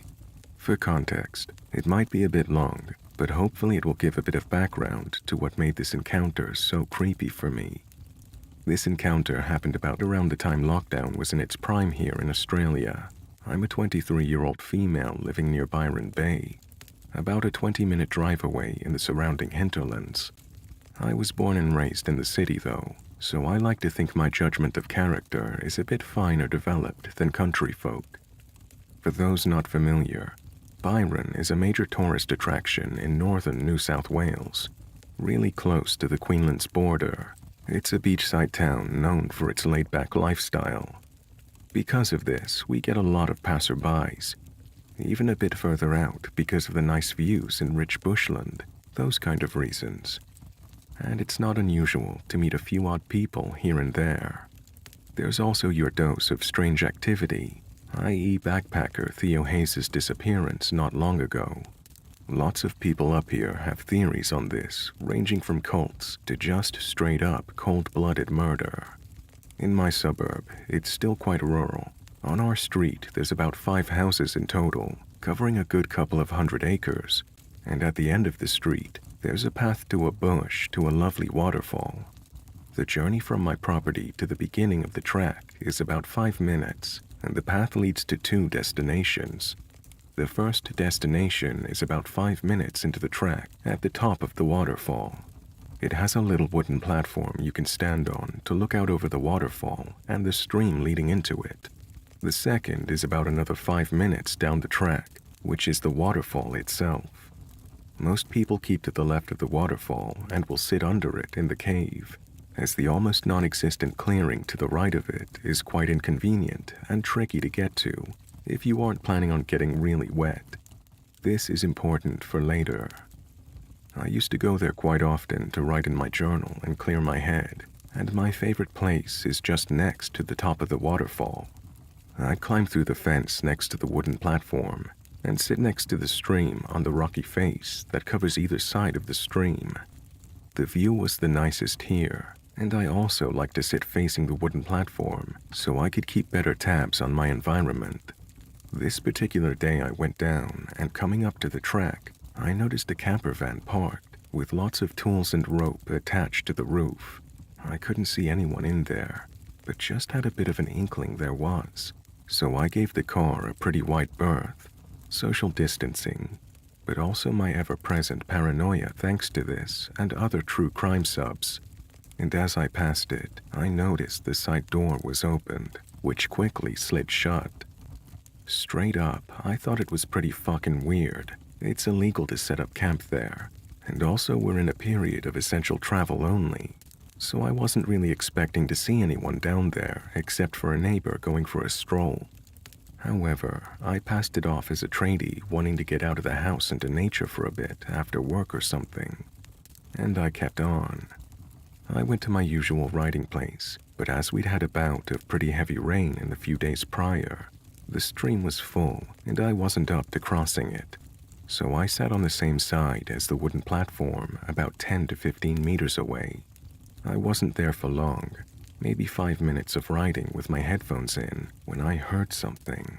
It sounded like a bird over my music, so I just went back to doing what I was doing. But then a few seconds later, I saw someone out of the corner of my eye coming onto the path. I ignored them and tried to go back to what I was doing, partly because I was in a pretty foul mood and wanted to be left alone, but also because it's not really common for anyone to talk to each other out in the bush, apart from the occasional, "How you goin'?" passing someone on the track. So I thought maybe they were on the phone. No. He yelled out to me again, which I ignored, and then again. I got the feeling he wasn't going to let up, so I feigned surprise along the lines of, "Oh, sorry, I didn't see you and I couldn't hear you over my music." He was in his late 30s to early 40s, just a pretty normal-looking guy. The rest of the conversation is hard to recall verbatim, but essentially it went like this. "Are you going to jump off the waterfall?" he asked. "No," I replied. "Why not?" he proceeded. Because I don't know how deep the water is, I replied. Good answer, he said. It seemed pretty harmless, and I assumed he was just visiting the falls for the first time. So I tried to cut off the conversation by going back to my writing. He didn't let up, however, and this is where it started to get a bit weird. I was already feeling quite unsettled by his presence, as he wasn't very focused on the surroundings and more on me, which was pretty strange considering the entire world is in a state of encouraging no communication at the moment. What are you? One of those nature people who likes to come out here by themselves? He asked. No, I told him. What are you doing out here then? He asks. Trying to clear my head and write. It's nice and quiet out here, I replied. Am I bothering you? He asked. Yeah, but it's whatever, I replied to him. Honorable mention to my ADHD for making me always susceptible to saying the wrong thing and pretty much incapable of lying. There was just a bit of lull here, both of us just kind of sizing each other up, I guess. Me, just really wanting him to fuck off, but also not being too worried if he did try anything, as I had a large stick with me. It was still pretty warm out, so I always carry it with me because of snakes. How did you get here? He asked. I just climbed down off the path through the fence, I told him. No, I mean, how did you get here, to this place? He pushed. I walked, I replied. Pretty long walk to be out here by yourself, he commented. Not really, I just live up the road, I countered. Something about that response changed something in his behavior, but as we were pretty far apart, it was a bit hard to figure out what. Regardless, I wasn't vibing the situation at all, and I was also kicking myself for making it glaringly obvious to some random guy that I was out here alone, and also for not having told my family where I was going. Well, I guess I'll leave you to your writing. This calmed me a lot, and once again just passed him off as a passerby. I then tell him, the view's a lot nicer under the waterfall if you follow the path down. Oh, I don't know if I could go alone. There could be some people down there waiting to mug me. You'd have to come with me. He says, who says shit like this, especially to someone you've just met in the middle of nowhere? No, probably just having a picnic or a swim, I returned. He stood there for a bit longer than I would have liked, looking at me, and then finally left me alone with an, all right, see you later, as he headed back up the path toward the parking lot, and I assumed he was going home. I still felt a bit uneasy, so I turned off my music completely and tried to go back to writing. Some time passed, but I was struggling to concentrate, but it wasn't my usual restlessness. I just felt so uncomfortable, almost exposed, so I took a break to enjoy the scenery, and I looked down at the bottom of the waterfall. And this guy is standing to the right of it, and that's exactly what he was doing, just standing there, staring at me. I thought I was just overthinking it, but no, I could literally feel his eyes on me. I noped the fuck out of there. Even if he was just a creepy guy with innocent enough intentions, I wasn't going to wait around to find out, and I'd have a 5-minute head start if he did try to follow me. So I ran back home, and what was left of my journal entry for that day was essentially just about that weird-ass guy. I waited to hear his car go by as well, but it didn't. I thought that was weird.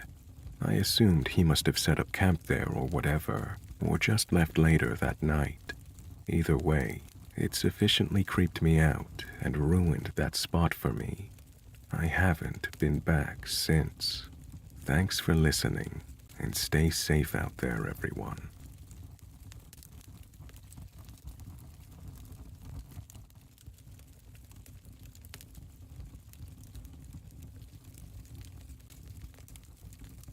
I went to one of these matchmaking parties a while back. I was tired of being alone, and I just really wanted to meet a nice guy. I'm a woman, by the way. Now, I realized that I was better off staying alone. and you'll soon find out why I feel that way. It went kind of well, and I actually ended up being asked out by someone. The guy wasn't exactly my type, if I'm being honest. I mean, he was pretty good looking, but I think that he was a little immature for me. Also, he was younger too. I decided to give him a try because he asked me out for a drive, and I thought that was a little more interesting than sitting in a coffee house sharing awkward silences. He came to pick me up in the morning. I got in his car, and we set off for our driving date. We planned on going to a little tourist location with some great views. We were going to have some lunch and then head home in the evening. It was a nice morning and afternoon. He convinced me that he wasn't as immature as I thought he was. It was a fun date.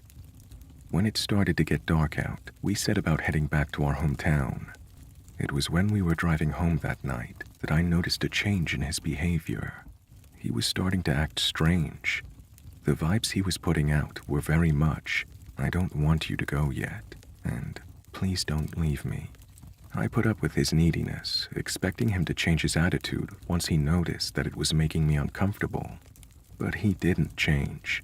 His neediness and his bossiness were strong.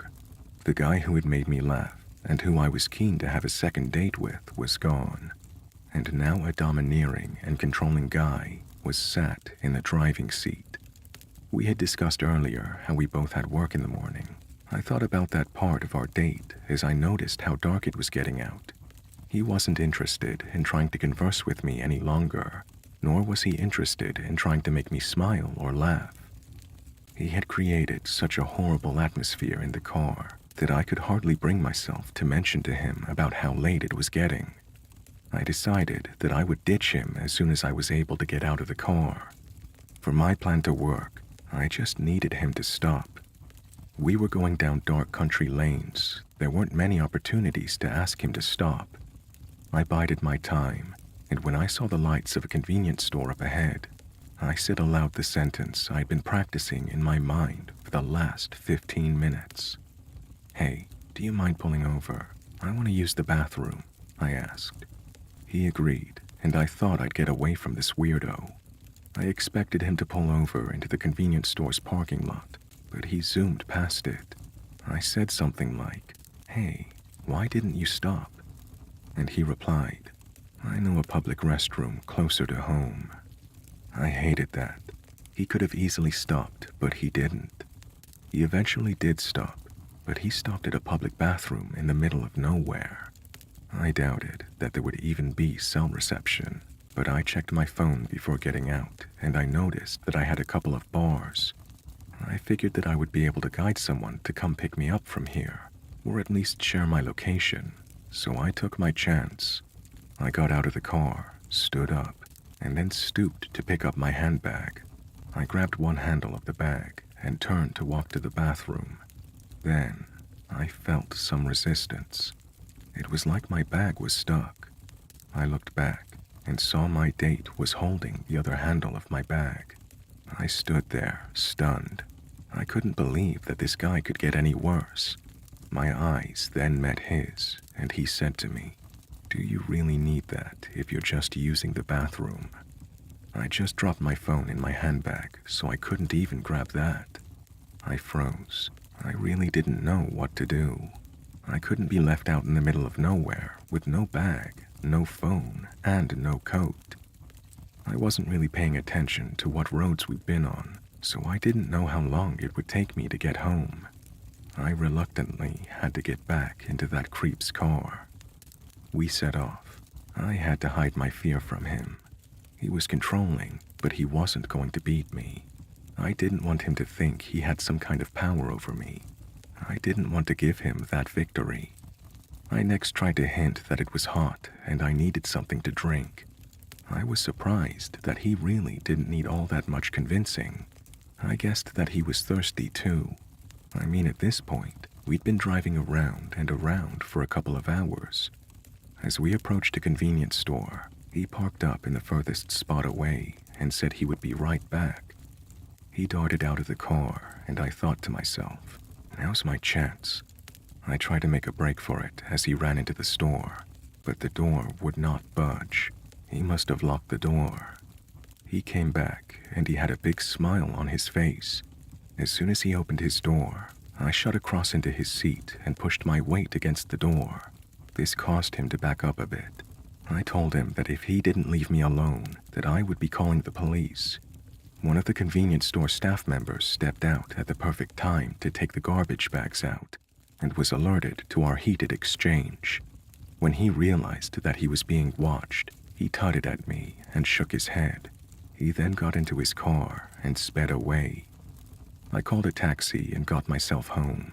I was shaken up, but I tried my best to hold it together until I was behind a closed door. Then it all came out. I was really upset. I later found out when I spoke to the police about him that he stalked his ex-girlfriend and had an official police caution just a month before we went out on our driving date. It feels amazing to be saying that I got home in one piece because I truly don't know what that guy is capable of. I hope I never run into him again.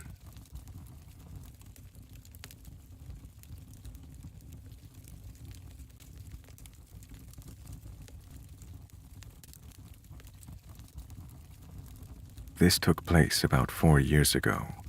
I was driving from my grandma's house, which is about an hour from my work. It's a pretty straight shot up the interstate, and while I usually took the back roads, it was getting kind of rainy, and I just wanted to go ahead and get there and get home. My car at the time was a beater station wagon that had a tendency to sort of overheat, but not really. It would just kind of stop working. This was usually when the gas tank was getting on the low side, but it wouldn't actually be out of gas. Usually, if I let it sit for a few minutes, it'd be fine. Anyhow, I'm heading to my grandma's when the car starts its overheating/acting routine. I pulled over to the shoulder and cut the car off. I wait about 5 minutes, just sitting there smoking a cigarette. I go to start it up, and nothing. It wouldn't actually turn over. As the daughter of a well-versed car guy, I popped the hood. Not that I would actually be able to recognize exactly what was wrong, but I knew enough to at least rule some things out. I didn't notice anything major malfunctioning, so I start to make my game plan. At this point, I'm still about 40 minutes away from my destination. My dad is a good hour and a half from me, and I know if I go that route, there's bound to be a lecture I don't want. So I decide to call the roadside assistance number in my state. The dispatcher is very nice, lets me know that a tech should be there in about 30 minutes. So I start to settle in my car to wait while the rain sprinkles outside. After about 15 minutes or so, a car pulls up in front of me. It's not the DOT guy, it's a stranger in a beat-up 80s Monte Carlo. He starts to walk to my car.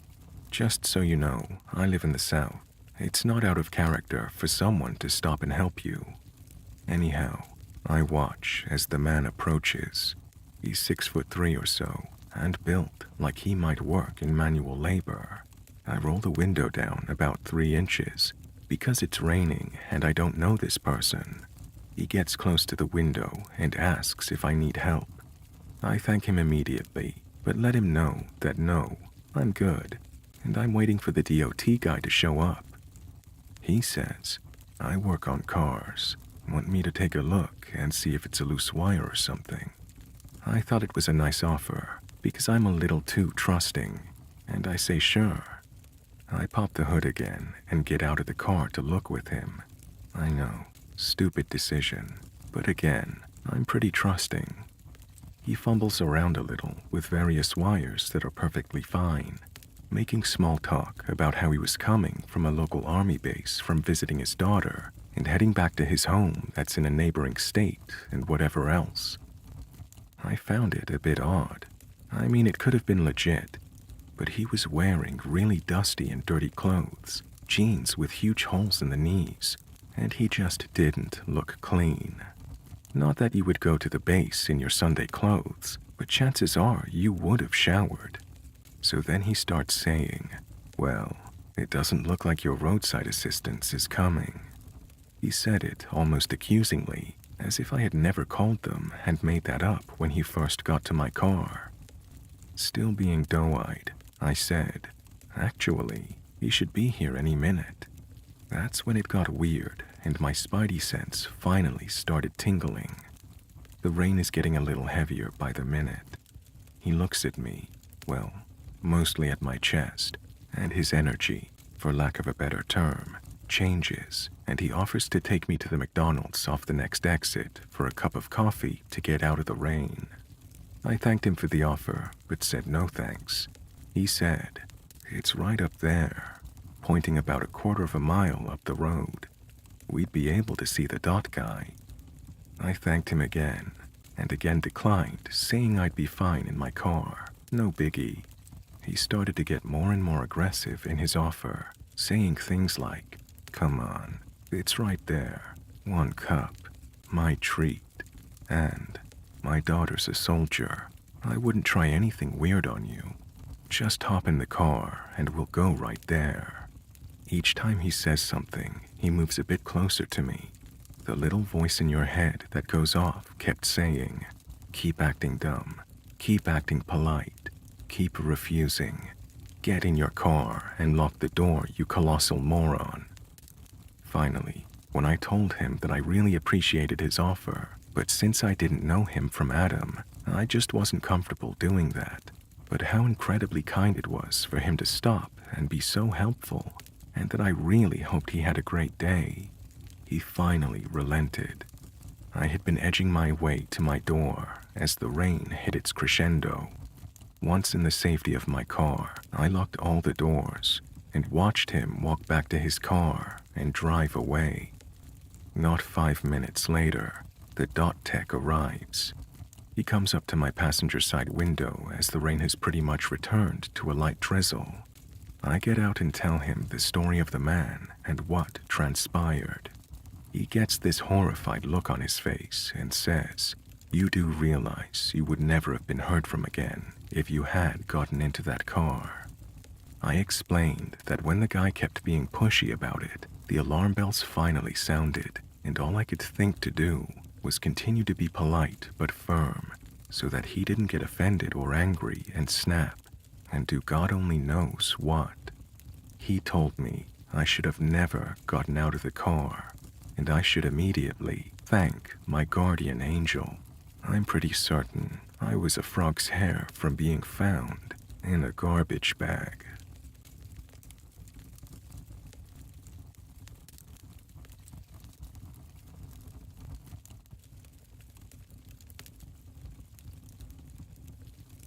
The summer of 1997, I was 9 and scared of my own shadow, so this experience only furthered my fear of the world. My mom and I drove up from Revere, Massachusetts, to Bear Brook State Park in New Hampshire to camp. My dad was going to drive up the next morning to meet us because he had work. So, everything was going normal at the campsite. We set up the tent, built our fire. All was well. It was still daylight when we noticed that the lone greasy-haired man in the campsite connected to ours was continually running and leaping onto a wooden post, then attempting to balance himself on 1 foot. He kept doing this over and over and over. It was odd, but we just figured he was some lonely kook, and we had a good laugh at his expense. My mom thought maybe he was trying out for the circus. Cut to nighttime. Absolute darkness, if not for the campfire. My mom and I were sitting and roasting s'mores over the flames when we heard footsteps approaching from the other campsite. Out of the pines, the lone man stumbled onto our campsite, and he was ghastly and ragged in the firelight. I could tell my mom was tense. She asked the stranger what he needed. "Hey," he mumbled, "I need your help in my campsite."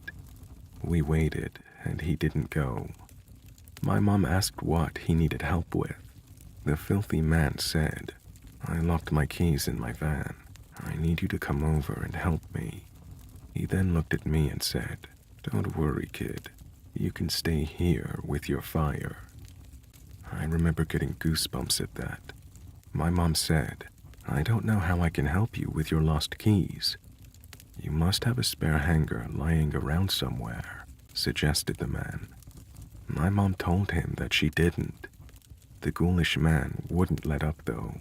Yeah, you must have a hanger lying around here somewhere. Maybe you dropped one on the ground near your tent. My mom adamantly told him she did not have a hanger and quickly added, "My husband will be here soon. Maybe he can help you. He's a pretty strong guy." Yeah, all right. The creep slurred, and he started to trudge away into the dark. But he turned his head and said, "Well, if you do find a hanger, come help me. I'll be here." And with that, the horrible man left. My mom and I barely slept that night. I felt her moving at every sound outside the tent. Looking back, my poor mother must have stayed up through the long night, worrying a butcher knife was going to slash through the tent wall.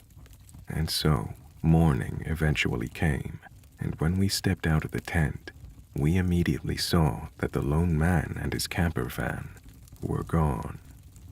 Later that day, I heard my mom exclaim. I ran over to her and watched as she picked something up from the ground beside our tent. She held it between us, staring at it, not speaking. It was a metal hanger. I found out later in life that 4 dead females were found stuffed into metal barrels in Bear Brook State Park back in the 80s.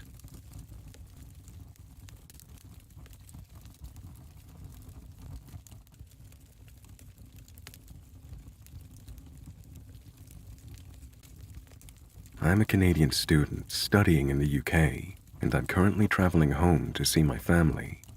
I typically fly out of Manchester as it's simpler to get to from the northern part of the UK where I'm living. But I found a flight that leaves early tomorrow morning, or today now I guess, that I couldn't pass up.